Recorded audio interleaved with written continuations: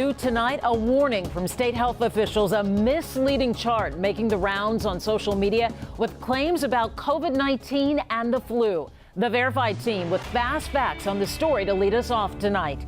First, this is the chart in question. It includes a variety of data, the number of tests, cases, and deaths associated with the flu and COVID-19. But the state health department says that data is misleading. Here's why. The state says the data in the charts was collected in different ways over different lengths of time, specifically flu cases and deaths over a year-long period from 2017 to 2018 and 2018 to 2019.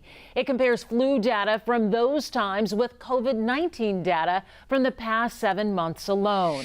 The state calls comparing the two viruses this way misleading. And finally, the state says the chart is unauthorized, as in someone else created the chart, used the agency's logo, and then shared it to look like it came from DSHS. Those are your Verified Fast Facts.